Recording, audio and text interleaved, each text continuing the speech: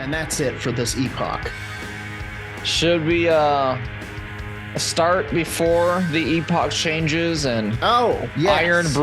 Iron Brew escapes UK, killing all the fish, confines, and our world is forever changed? Folks, welcome to Werewolf Radar, the world's premier paranormal preparedness podcast. My name is Jordan Dahl. I am Roger Norquist.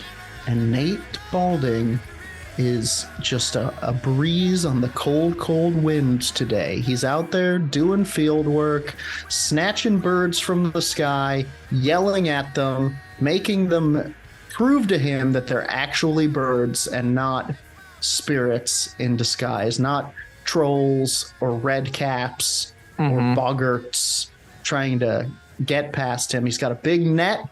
He's got gigantic night vision goggles. He's got night vision shoes. He's got a night vision hat on, and he's just grabbing them out of the sky. Awesome. Today's episode of Werewolf Radar is brought to you by the Monstroco Face Shrinker. Got a big old face? Just clamp the patented defaculator and shrink that dripping moon of a moose mug down using steam. Evil steam. The Face Shrinker from Monstroco. What the fuck? Oh, yeah. Awesome. Yeah. How evil's the steam? Like Dickensian factory owner steam? Oh, yeah, that's a big part of it for sure. You don't want to get caught in the steam blast when somebody takes off the face shrinker, or else it'll enlarge your face. Weirdly. A lot of the people who need the face shrinker got caught in the steam from someone else using a face shrinker, because when you take it off, yes, all of that steam goes out, and that steam is wicked evil. And if you get caught up in it, it'll grow your face to parade balloon sizes. Good if you want to be at the Macy Day Parade. You'd be out there if you want to go into your apartment. Yeah, or if you're going to like a job interview or something. It'll be like, what would you say your biggest weakness is, aside from your gigantic, sallow face? I like the idea of not calling out, but still going in, just pushing that into the office. Absolutely. Yeah. Trying to get it in one fleshy fold at a time. The secretary's all like, can I help you? And you're like, no, I got it. I don't want to be a bother. If I'm going to work here, I'm going to have to know how to do this.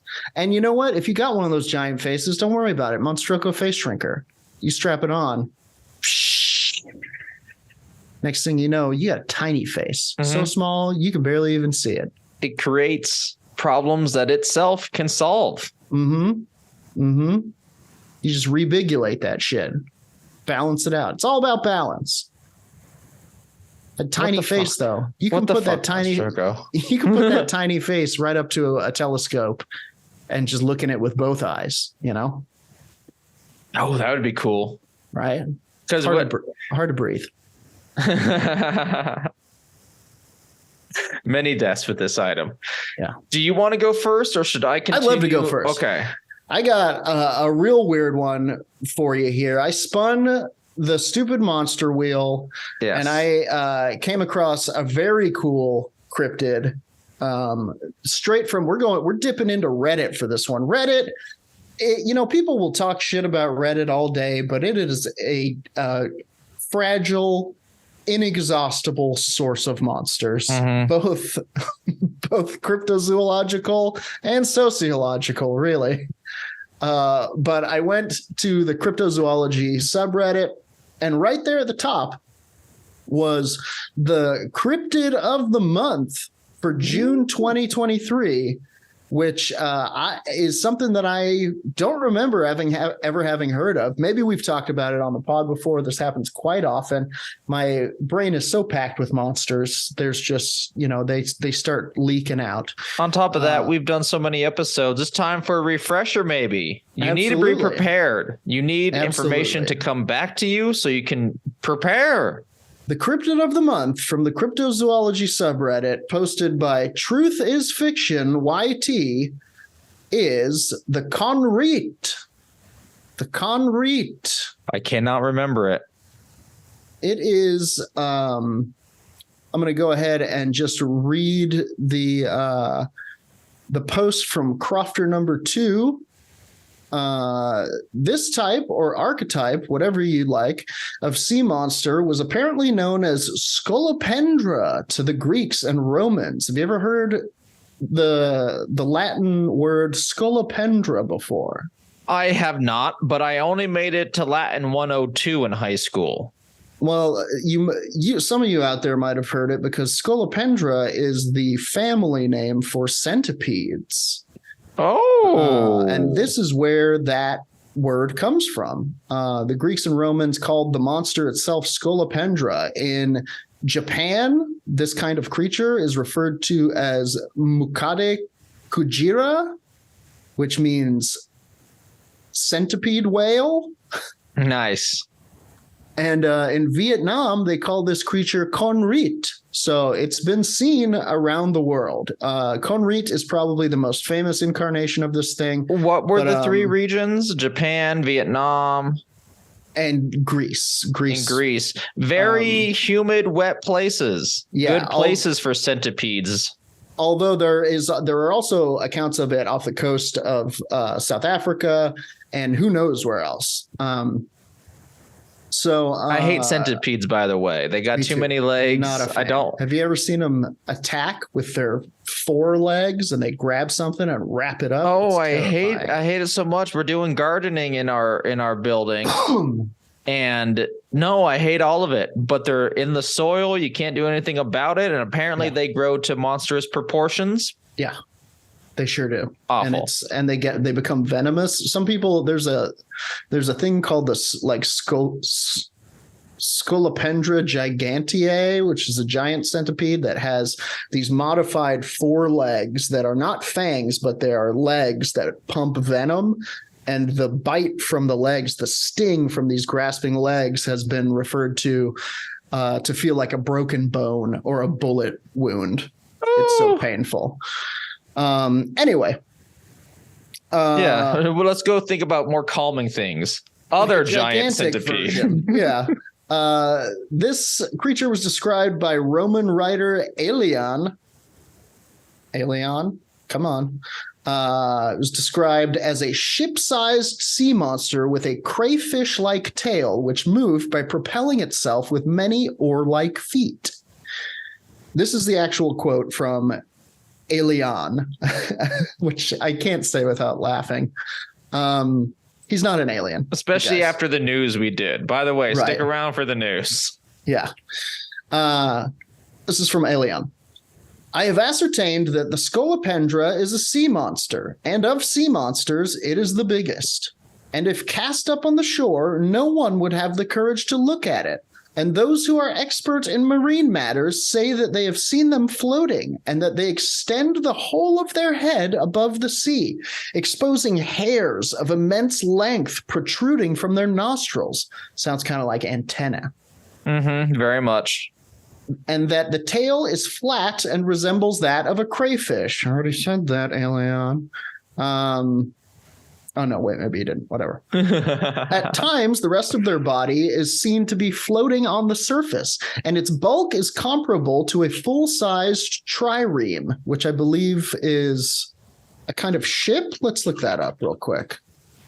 Yes, a trireme was an ancient Greek or Roman war galley with 3 banks of oars, so pretty enormous. Trireme. I don't know. Oh, by the way, Colorado also has a pretty venomous centipede whose poison and pain has caused heart attacks and kidney failure. Cool and fun and good. They swim with numerous feet in line on either side as though they were rowing themselves, though the expression is somewhat harsh, with thole pins hung alongside. I don't know what a thole pin is, but he seems to think rowing themselves is a harsh expression. There are only few reports, says Crofter number 2, describing multiple functional flippers as opposed to mere ridges of fins. Here are 2 detailed accounts. In 1889, upon returning from the Ensenada, upon returning to the port of Ensenada following a voyage to Central and South America, John Balaish of the schooner Emma told the Californian newspapers that near Cedros Island, he and the rest of the crew had observed an enormous sea serpent with 10 or 12 limbs feeding on a dead whale. Ooh, I hate it, but that's a centipede. Many legs, can swim like centipedes do, which scare me even more. Yeah, this is his story. We had been a week out from Santo Domingo and were only about 20 miles northeast from Cedros Island when early one morning we saw a commotion in the sea about a mile off. It was a very quiet morning, and we crept up very close. We saw a strange sight. A whale about 30 feet long had been found or killed by the monster that was feeding upon it. At intervals, the serpent would roar up out of the sea so we could coolly survey his entire form. His body was round and about 3 times as long as the whale, or 100 feet long. Its head was as near like a turtle as anything else, with the mouth set well back under the jaw. We did not see the eyes, so I cannot say if they are traditional flaming eyeballs or not. I know what you mean, but it's weird to hear it out loud like that. I assume he means like something demonic. Right. Yes. Glowing red kind of situation that probably was typical of many sea monster stories of the era. On each side of the body were 5 or 6 legs, each webbed and horned like the wings of a dragon. While feeding, almost sounds like it could be like a fish fin, you know? Yeah, this would be like a legged fish, which there are many fish with quite a lot of like little fins that could be considered legs, I guess. Sure, there's those little walking fish. That's the only one I can think of. But there is a weird creature, a horrible creature called the bobbit worm, which is a terrifying undersea monster that gets up to be like 10 feet long or something and lives in the bottom of the sea in a hole in the ground, and it jumps out with its horrible fangs and grabs things. And this almost sounds like a gigantic free swimming version of that. And it does have like frills on the side of its body that it uses for movement. Oh, yeah. It's a horrific thing. I just profound it, but it's at least rainbow colored. Yeah. Yeah. Pretty terrifying. While feeding on the whale, it made a peculiar, horrible wheezing or hissing sound. But when it saw us, it stopped and drew slowly away, looking back over its shoulder at us. It's so coy. It circled away about a half a mile. Oh, did you witness me? Shaking its ass. Yeah, you see that? You like that? We could still keep an eye on. It circled away about a half mile, and we could still see it keep an eye on us. We made haste and sailed away from that locality, for if inclined, it could have taken our little schooner at a mouthful. As we came north, we saw the weird monster return to his prey, and before long, the breeze brought the horrible wheezing sound to our ears. That's from Mariners See a Huge Sea Serpent, Fort Morgan Times, 15th of November, 1889. I don't like it. This is a time of reason for the most part. Yeah, it's pretty upsetting. And I trust sailors with my life. I suspect when they say this is something unusual, they fucking know. Yeah, it's pretty freaky to think that. I mean, maybe they're not flippers, and we are talking about legs, and this is some kind of highly adapted aquatic centipede that has, its legs have turned into fins, more or less. Who knows? The most important sighting was reported by the HMS Narcissus off Port Falcon in the Mediterranean in 1899. This is about 10 years later. The afternoon of 21st of May, the ship's signalman reported what he thought was a derelict ship in the distance, but when the crew observed it through binoculars, they saw it was a moving animal. This is an excerpt from that story. About 5 a.m. on Sunday morning, May 21st, while steaming 12 knots, we passed close to Cape Falcon on the African coast. The signalman on watch reported a derelict on the port bow. Looking at it with the naked eye, it certainly had the appearance of the hull of a ship floating low in the water, but with glasses, some disturbance was noticed. At first, it looked like a school of porpoises in a line. But on closer examination being made, it proved to be a monster of some description.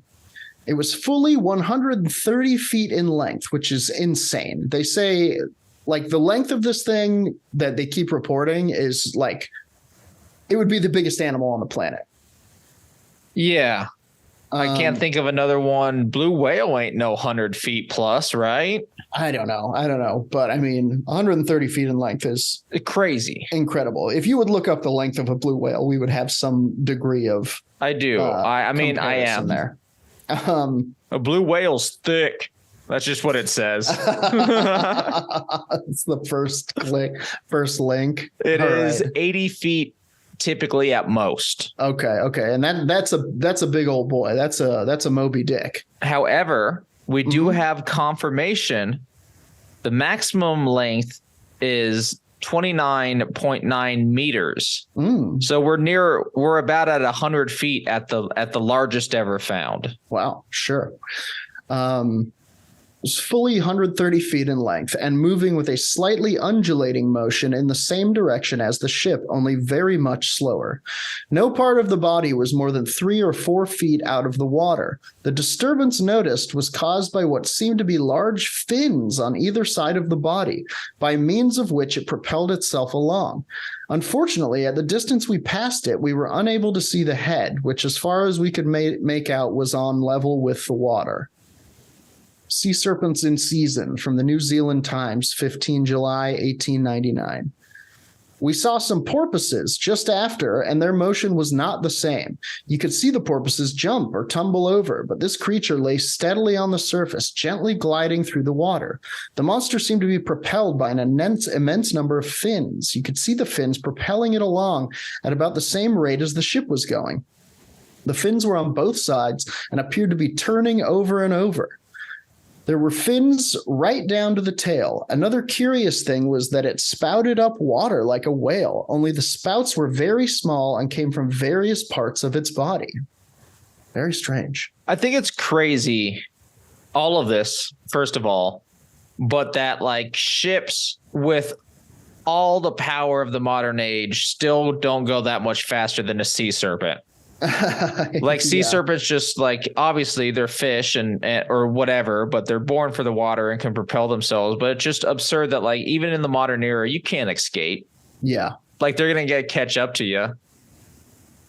This is we're gonna move on and read about some of these other encounters from other parts of the world. This is from the cryptidarchives.fandom.com of the Mukade Kujira.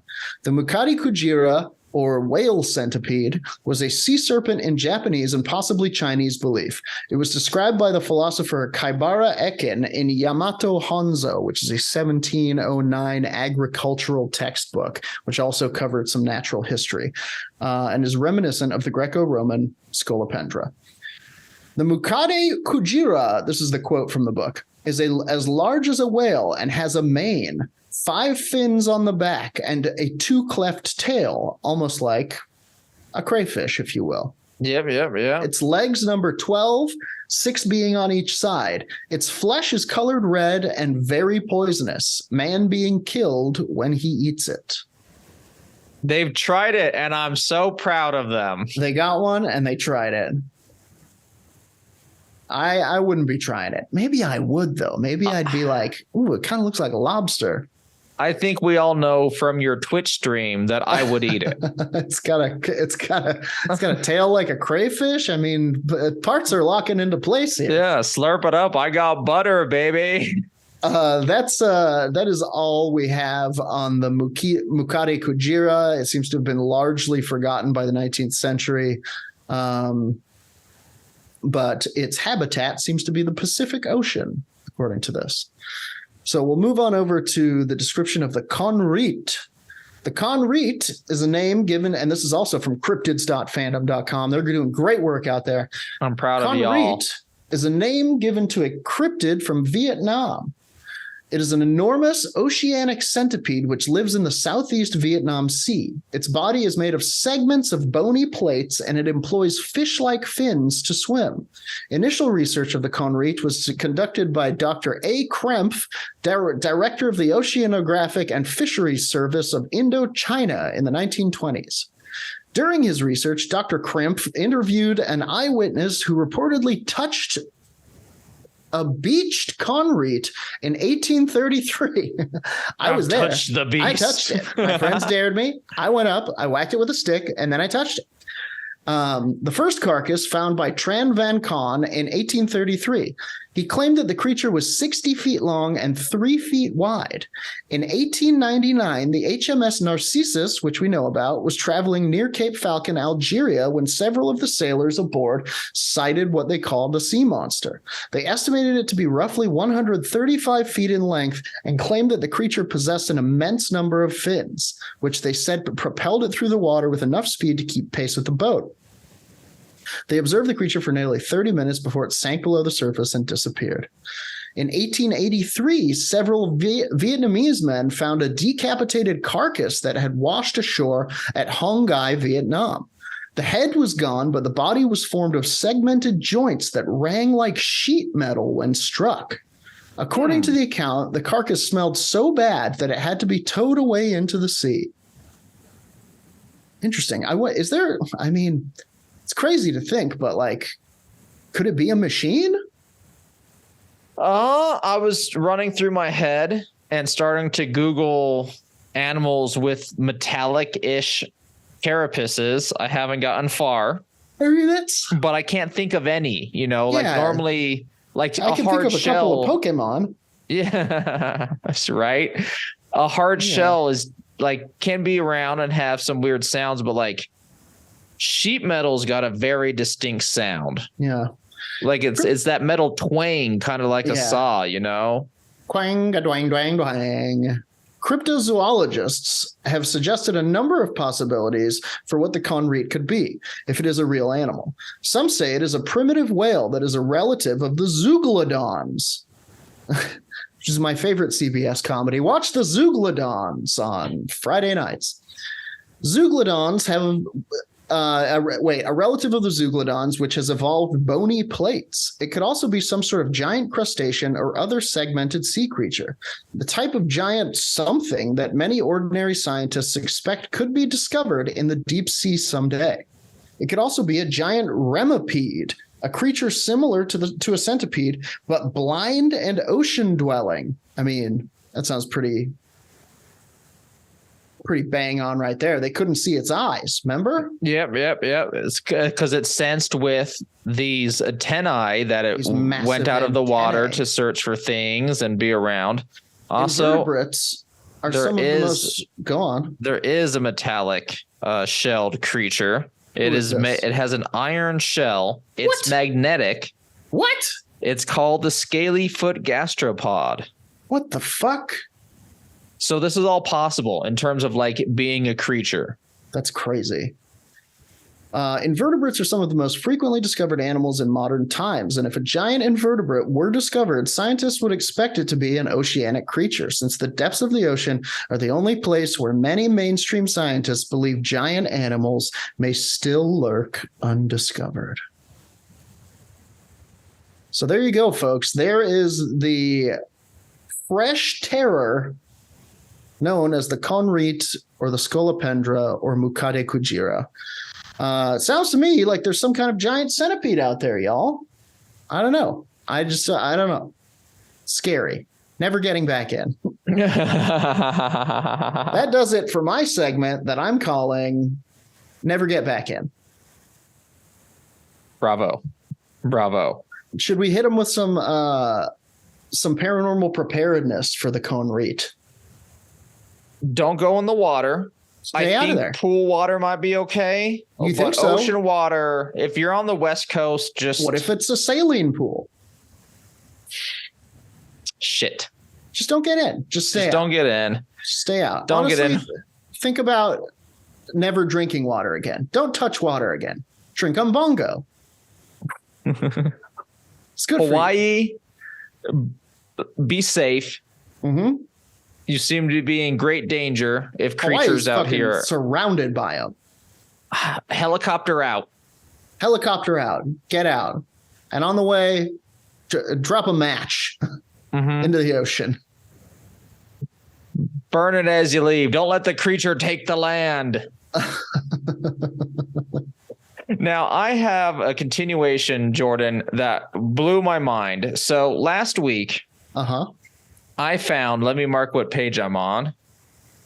Of course, there's no page markers on this file from the CIA. Oh, I found a CIA document. Oh, where was it? In the bathroom? It was in the bathroom, yeah.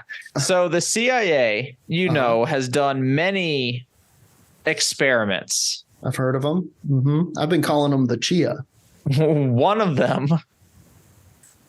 the experiments that have intrigued me the most has been the fact that they, in May 22nd of 1984, did a Mars exploration. Okay. This is from their files. I shared it on our Discord. I have the file name, the numbers, straight from the CIA.gov. Take that as you will. And this is the time that the CIA used an astral projectionist. Okay. An astral projector. We didn't come up with the right term for it last week, but someone who can astral project. Anonymous. Kind of like what Edgar Casey did when he visited Venus. A projectionator. So this person was asked to astral project to the planet Mars. A seer. And with a time of interest approximately 1 million years BC. Oh. Damn. And they go there. The CIA, in mine and Nate's opinion, harassed them. They were like, now go here. Now go here. Go to these degrees. Sure. Now go back in time. Go farther in time. Yeah. Now go in time to a time to where the aliens were alive. Oh, by the way, that's where we're going to jump in. So as I just said, they go to many degrees. Then the seer eventually sees, as he says, where are we? Shadow people. The subject says, I'm seeing, it's like a perception of shadow people, very tall and thin. What? It's only a shadow, as if they were there and they're not there anymore. What? The monitor now says, go back to a period of time where they are there. And he does, and the subject says, I just keep seeing very large people. They appear tall and thin, but they're very large and wearing some kind of strange clothes.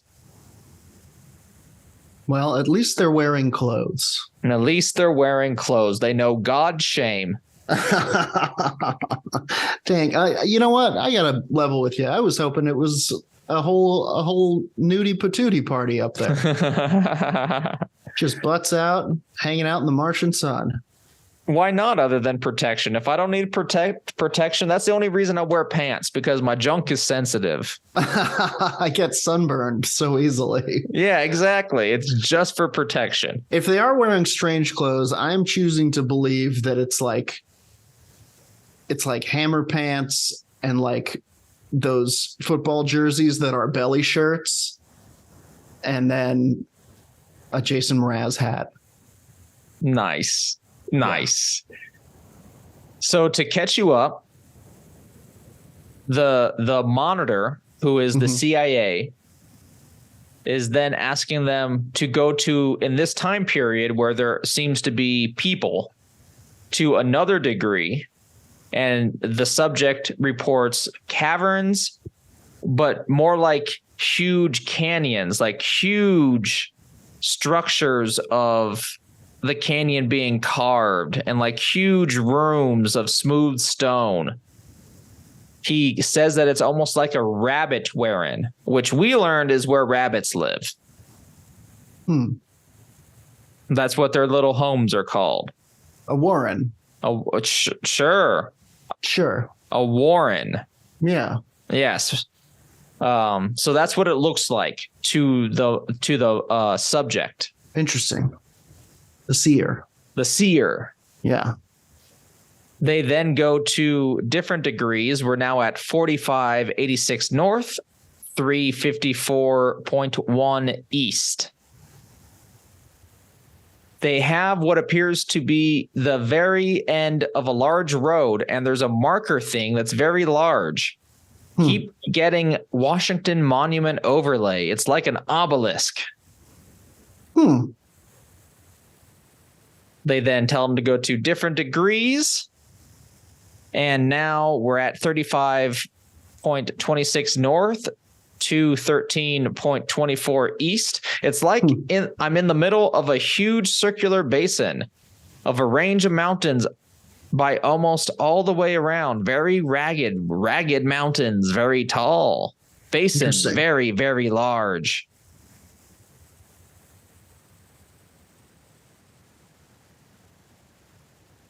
I understand the problem. Just continue, is what the monitor says.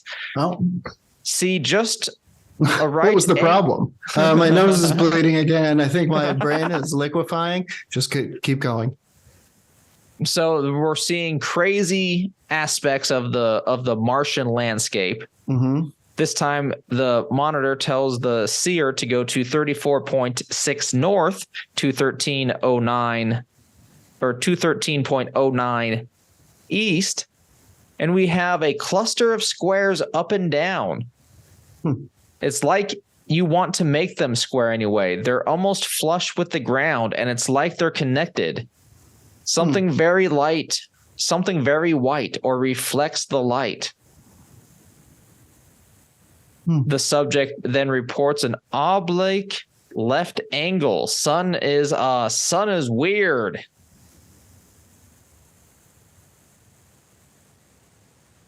The subject or the monitor then goes, look back to the ground now, and we're going to move just a little bit from this place, just a little bit from this place.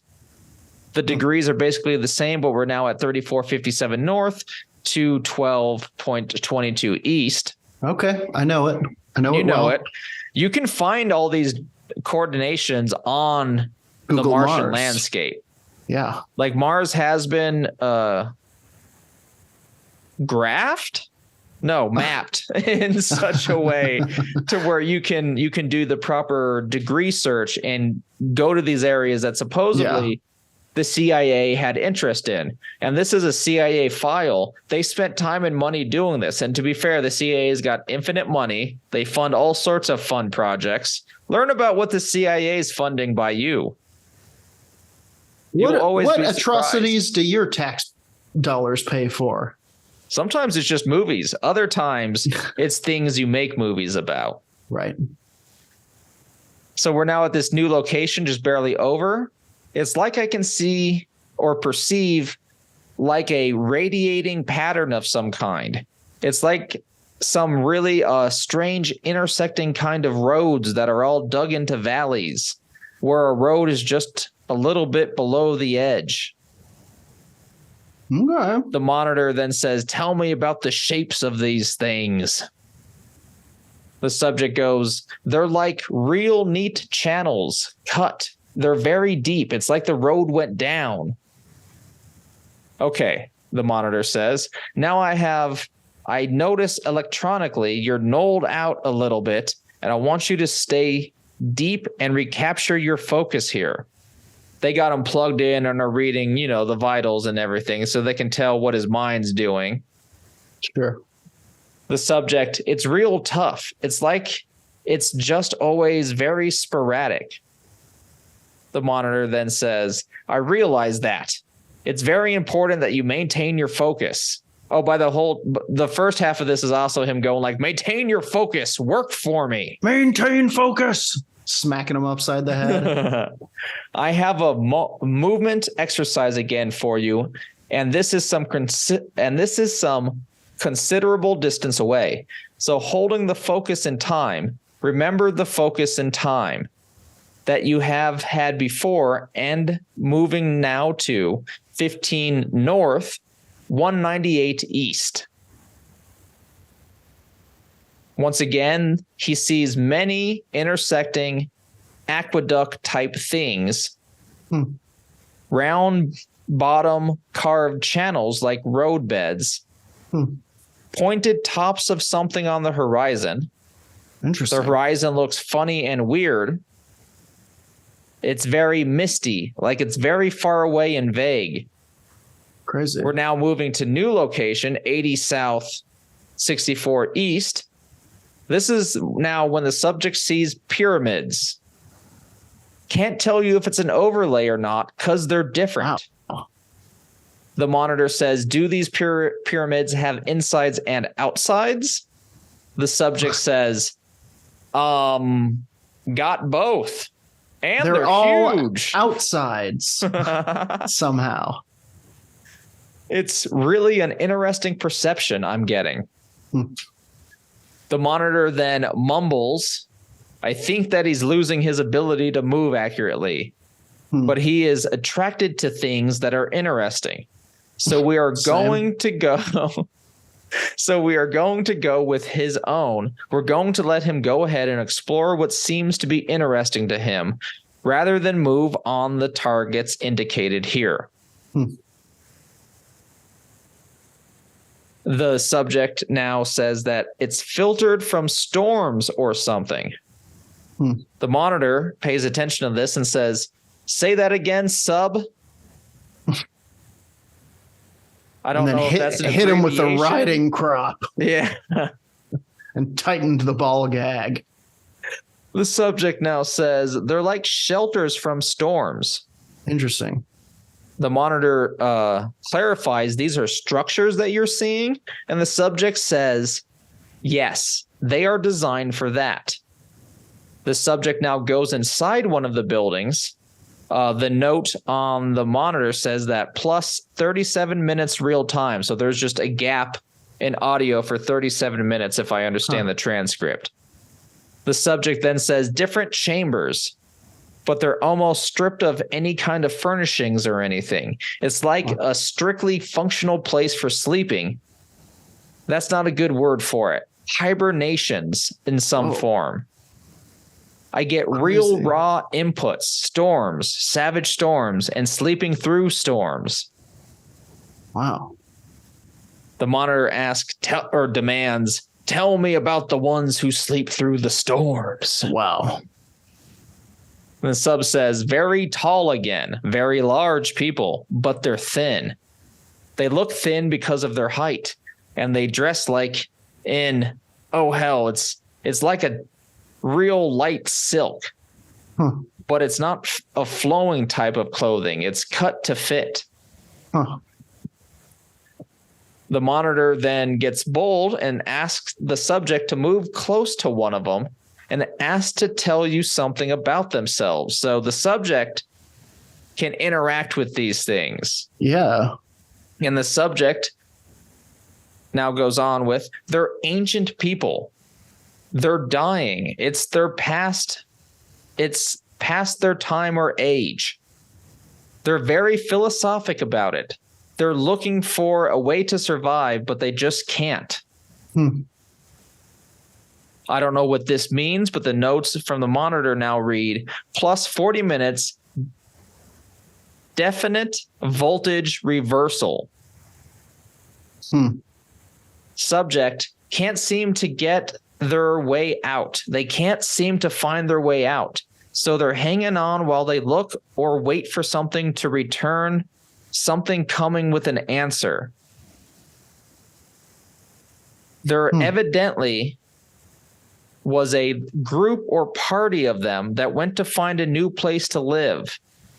It's like I'm getting all kinds of overwhelming input of the corruption of their environment. Wow. It's failing very rapidly. And this group went somewhere like a long way to find another place to live. The monitor asks, what was the cause of the atmospheric disturbance or the environmental disturbance? The subject says, I see a picture like, oh hell, It's almost a rap in a, oh God, this is difficult. It's going like, let's see, I get a globe. It's like a globe that goes through a comet tail, or it's through a river or something, but it's all very cosmic, like space pictures. Wow. I assume it's like those Marvin the Martian cartoons where it's just a bunch of space jazz symbols in a black background. Sure. Cosmic shit, you know? Yeah. The monitor says, and we are almost done. This is the last page of the transcript. All right. Now, before you leave this individual, ask him if there's any way that you, let me say that again. Ask him if there is any way that you, ask him if he knows who you are, and is there any way you can help him in his present predicament? The subject then says, all I get is that they must wait. Doesn't know who I am. Think he perceives I'm an hallucination or something. He's all like, I am stressed out from this fucking science thing where this got to be an hallucination. This little person asking me all these questions. It's bugging out. The monitor says, okay, when the others left, these people are waiting for. When the others left, how did they go? The subject says, I get an impression. I don't know what the hell it is. It looks like the inside of a larger boat. Very rounded walls and shiny metal. The monitor then says, go with them on their journey and find out where it is they go. The subject then says, impression of a really crazy place with volcanoes and gas pockets and strange plants. Very volatile place. It's very much like going from the frying pan into the fire.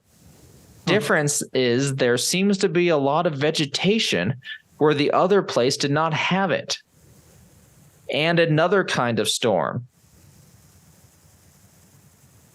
The monitor then takes them out of their, that was enough for the monitor, takes them out of their trance or whatever, and says, all right, it's time to come back now to the sound of my voice into present time to right now, the 22nd of May, 1984. The sound of my voice. Move now back to the room, back to the sound of my voice, back further now to the sound of my voice on the 22nd of May, 1984.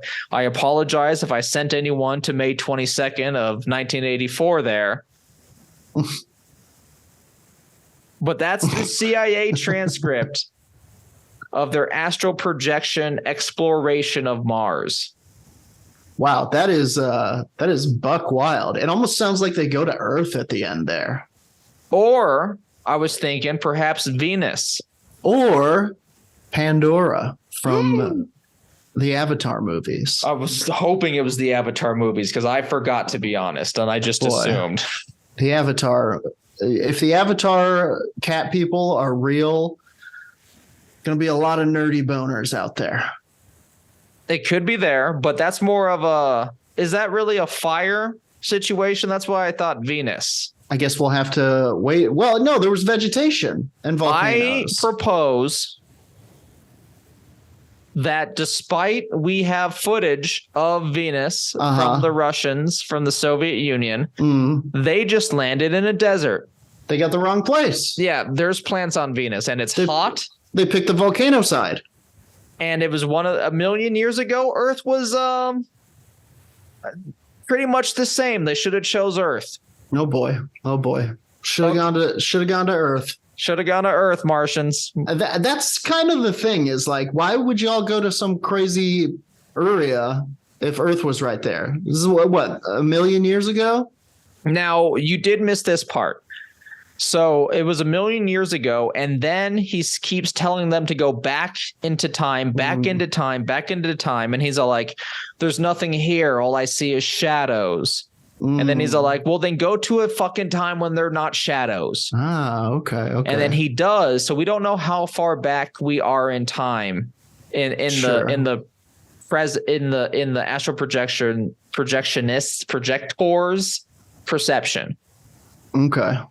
So it could be a couple billion. Could be billions of years ago. I do believe Mars was, I'm looking it up right now. Mars, I think, had water around 1 billion years ago, at least. Yeah. I'm looking up the timeline of Mars water. My Google search is fun. Yeah.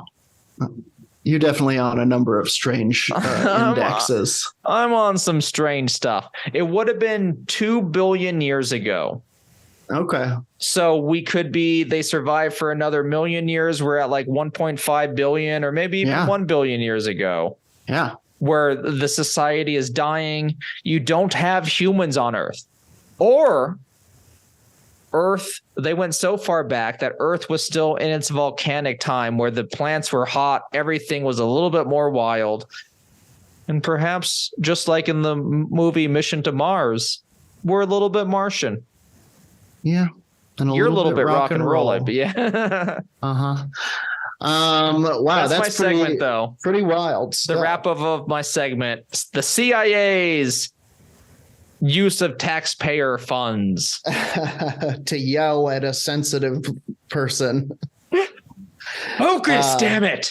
Focus. Going real fucking I can't remember the name of the movie. That movie with the drums where beat the drum angrily.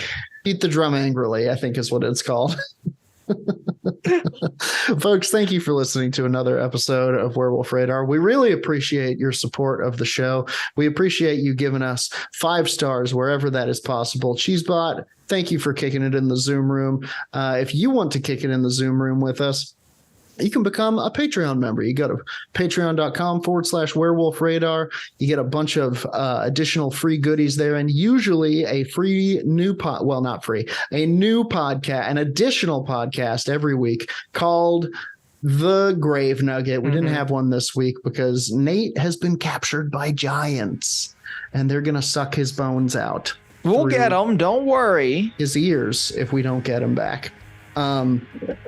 We're also on Instagram. We're on Twitter. We're on Twitch. You can find us friggin' everywhere. We're on YouTube. We got some little animations and some fun little sketches on there.